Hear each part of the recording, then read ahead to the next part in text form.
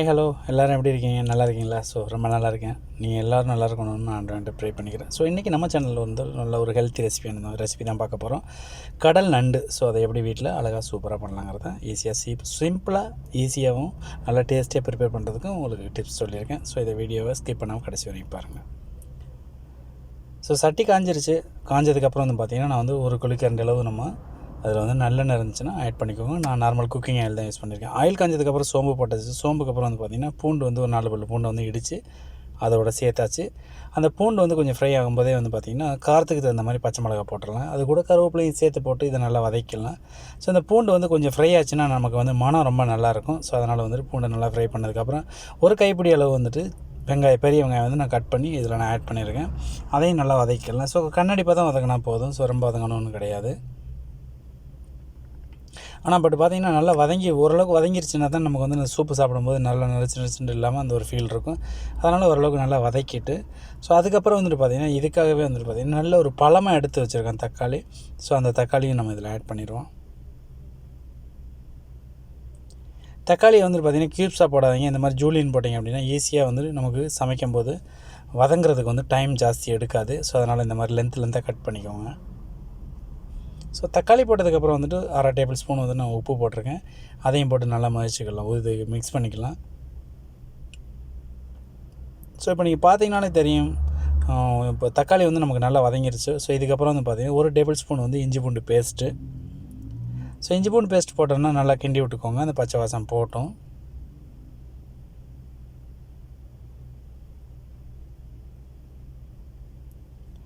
So பச்சை வாசம் போயிடுச்சு. அதுக்கப்புறம் வந்து நம்ம என்ன பண்ண போகிறோம்னு கேட்டிங்கன்னா 1/4 டேபிள் ஸ்பூன் மஞ்சத்தூள், 1 டேபிள் ஸ்பூன் மிளகாத்தூள், நீங்கள் காரத்துக்கு தகுந்த மாதிரி நீங்கள் சேர்த்துக்கோங்க. அதுவும் 1 டேபிள் ஸ்பூன் வந்துட்டு மல்லித்தூள். இதை வந்து நல்லா மிக்ஸ் பண்ணிக்குவோம். அந்த தக்காளியோட ஈரத்துலேயும் வந்து பார்த்திங்கன்னா நல்லா குக் ஆகும். மசாலாவோட பச்சை வாசம்லாம் ஓரளவுக்கு போகும். நல்லா குக் பண்ணிக்கோங்க.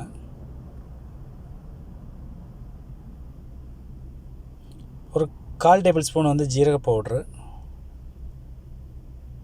1 டேபிள் ஸ்பூன் வந்து மிளகுத்தூள்,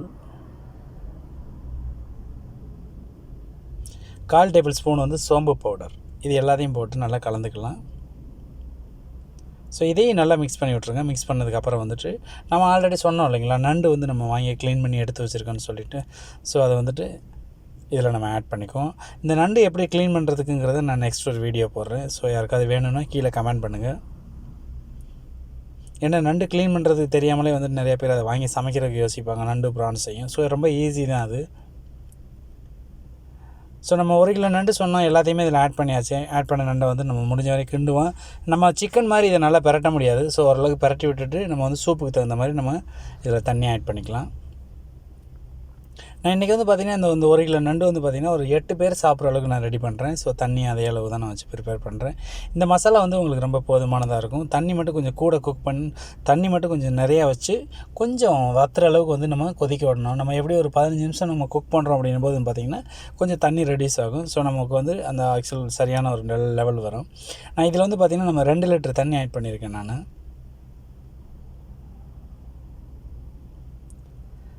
ஸோ நம்ம போட்டிருக்க நண்டு எல்லாமே ஃபுல்லாக கவர் ஆகிற அளவுக்கு தண்ணி வச்சுருக்கேன்.